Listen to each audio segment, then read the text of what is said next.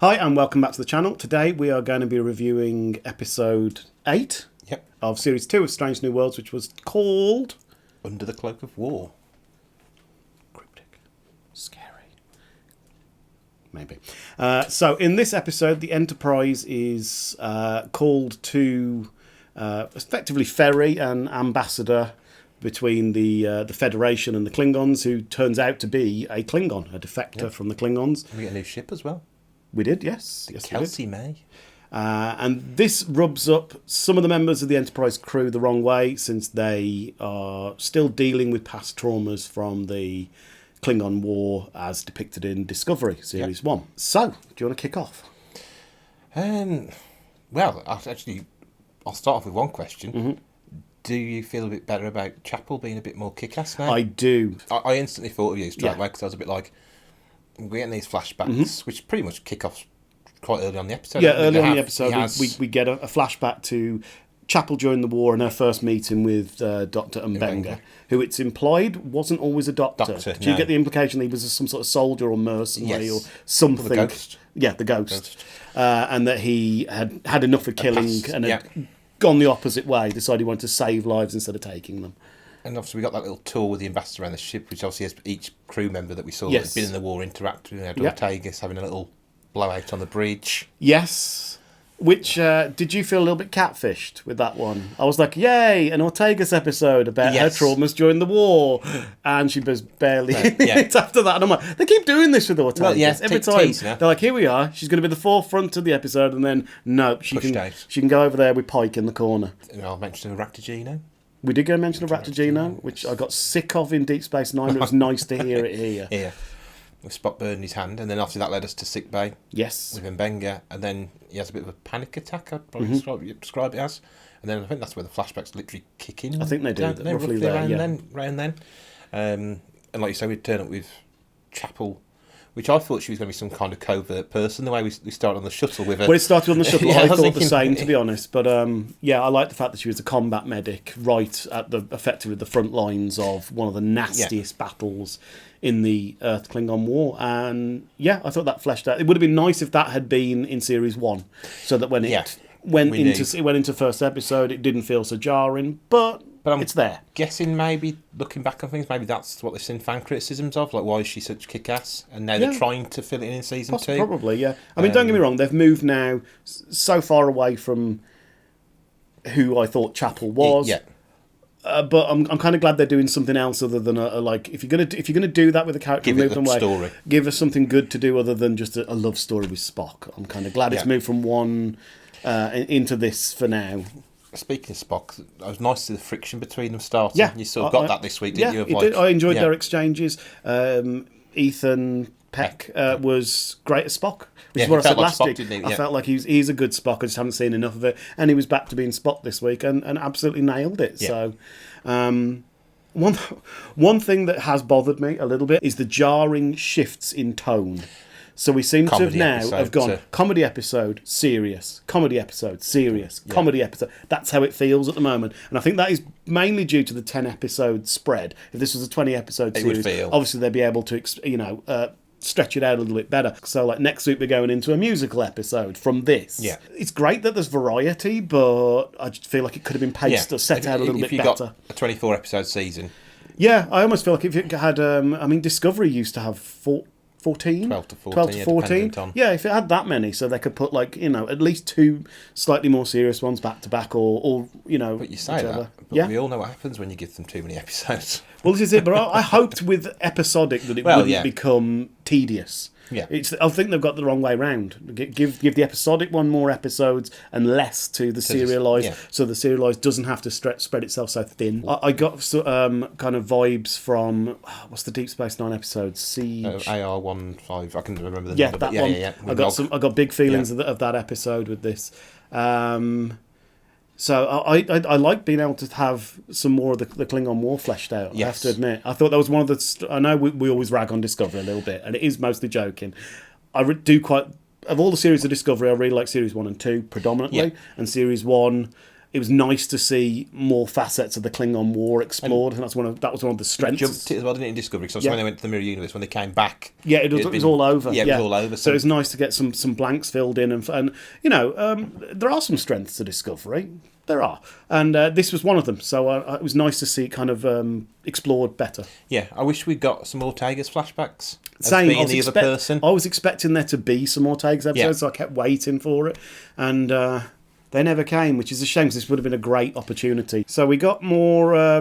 We got to know this the Klingon ambassador a bit more, didn't we? Who's supposed to have rejected a lot of his Klingon heritage. He finds it distasteful, and that he's embraced the Federation way, and we are supposed to doubt the validity of it. An example of peace. Yeah, exactly. One I did like in this episode was Pike finally left his kitchen. Yes, he did. To go and check. I thought he was going to have a conversation with the Klingon guy while he was making, like, gacked or something. Here, I made you roke egg blood pie. Kadunk on the counter. He did. He left the kitchen, even though he wasn't in it a massive amount. But I did like what we got with him. Yes. I thought was good. It was a good captain moment when he goes to check on Mbenga and Chapel at the same time to invite them to the meal. Guess who's coming to dinner? Yeah. Did you get a Star Trek 6 vibes a little bit? I did get Star Trek 6 vibes later on in the episode as well. Yes, so did Musical vibes. Yes. Yeah. I was going to say, yeah. The guy has a nickname, doesn't he? The Butcher... Butcher of...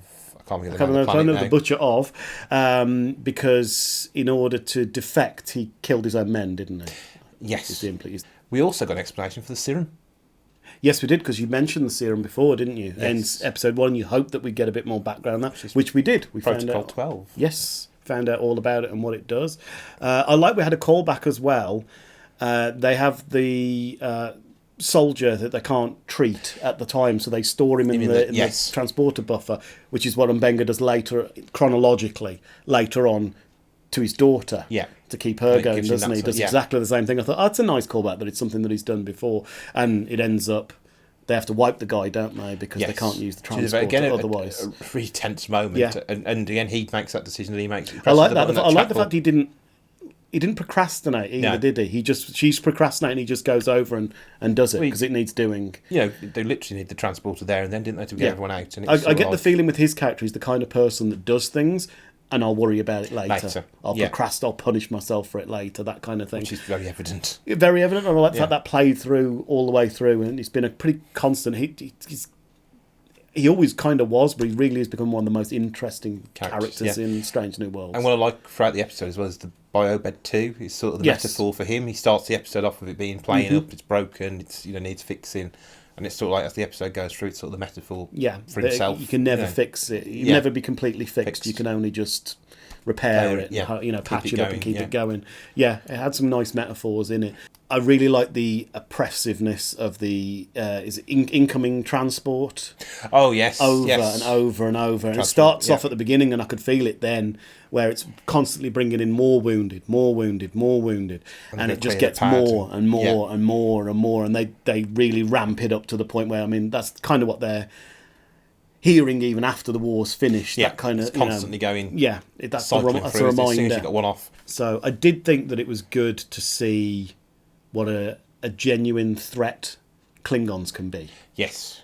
Because over the years, they've become a bit neutered since they became Federation allies. And okay, Disco did their own thing, but again, they look very different. And so it was good to see, prime kind of Klingon look as a viable threat. The last time I remember the Klingons being that threatening was Deep Space Nine. And it was the Jake Sisko episode.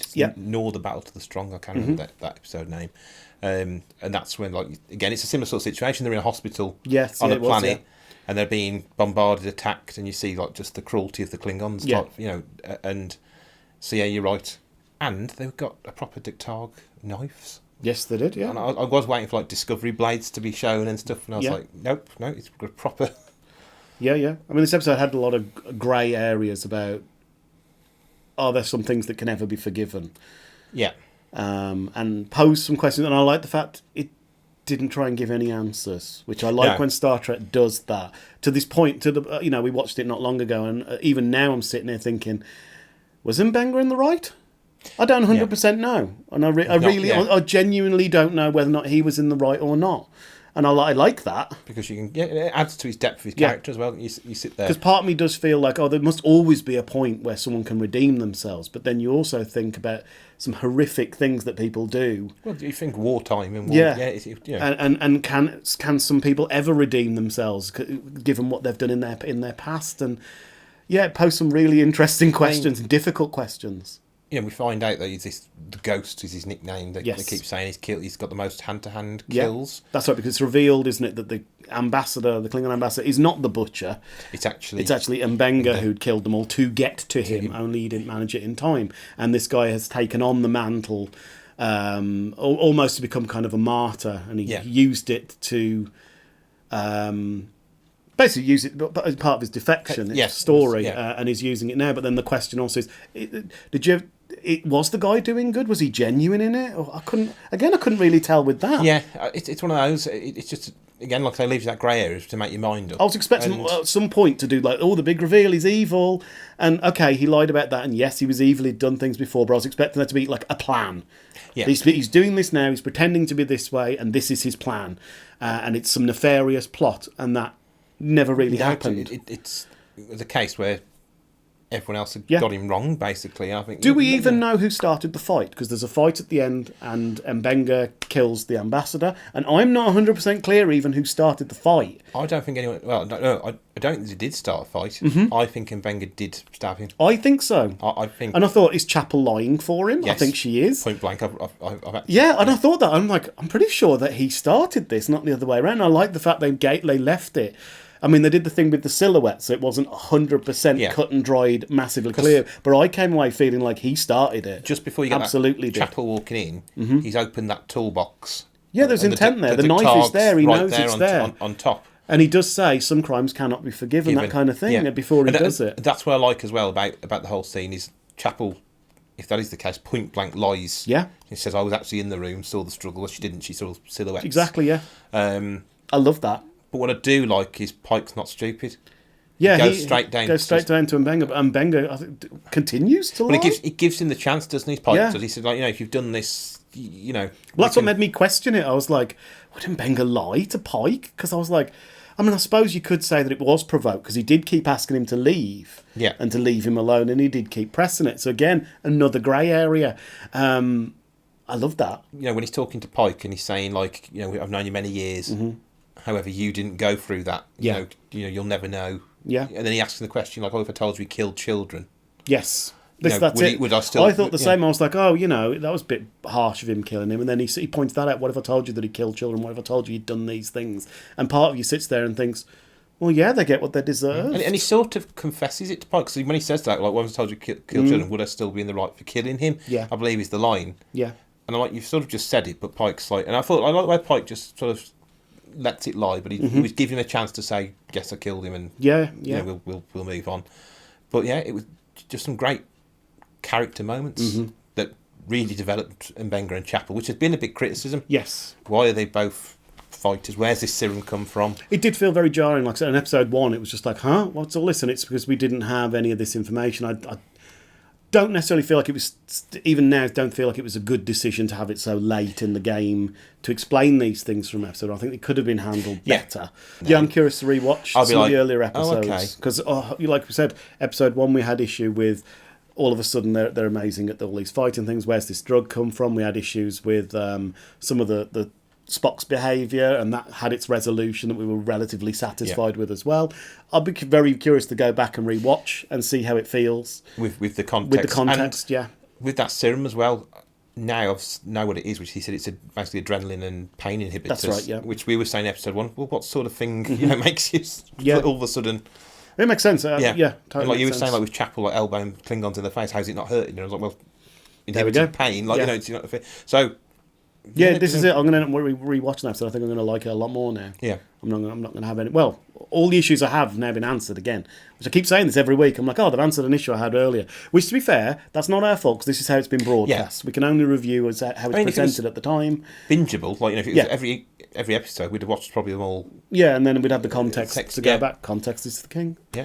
But we can only judge them as they are. So, but I'm happy with the answers we've had. So I just love the way you now dropped a Discovery episode in there.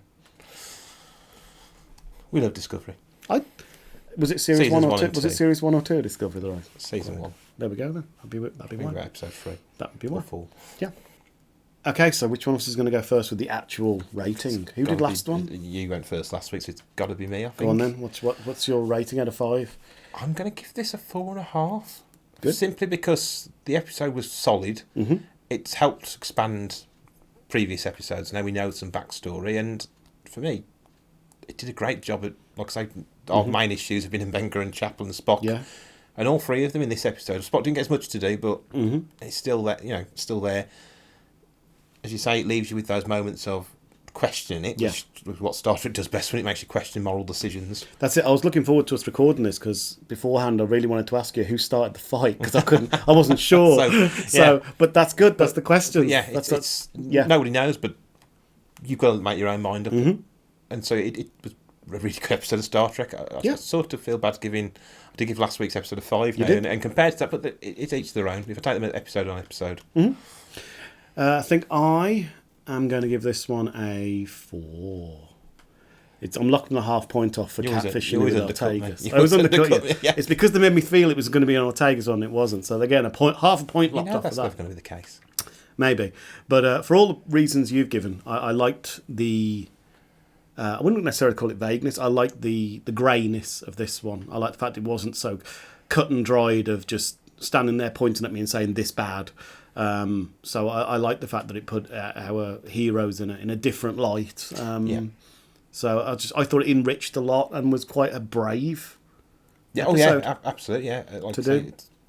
It reminded me a lot like is it Necessary Evil in Deep Space Nine when we find out that is that the one where we find out Major Kira was a murderer? Oh yes. We go through the whole thing trying to wait and see whether she didn't do it, and it turns out she did do it. It was just a jarring episode compared to the rest of the series as well. I mean, even Yeah. Well, again, this was my issue with pacing between the episodes, but I can't blame an individual episode for that. Quite graphic. Very graphic. I don't think it would have been as jarring had they not necessarily sandwiched it in between an animated crossover and a musical. Cool. I don't know whose idea that was. I suppose it makes it more jarring. Yeah. So, but yeah. Well, just thank God that wasn't the musical episode. Yes, that could have been interesting. Yeah, 4 out of 5 for me and 4.5 from you. So it's a solid episode, yeah. Another solid episode. And from what's been a pretty... I wouldn't say consistent, but I'll say decent season. Decent, yeah. I can't say consistent because the tone has been all over the bloody place. But I suppose that's where you got to look at episodic versus... That's the problem with only 10 episodes. Yeah. Again, they're trying to do a lot of things in a very, very short amount of time. That's why please give it another 2 episodes per season, for God's sake. I think it would help. Another 5 would be perfect. So we hope you enjoyed this review, and if you could like and subscribe, that would help us out tons. Hopefully we'll see you on the next one, which we might actually get a full week between episodes this time. I'm really looking forward to that. Yeah. Nice break. But you're looking forward to the episode? Hell no.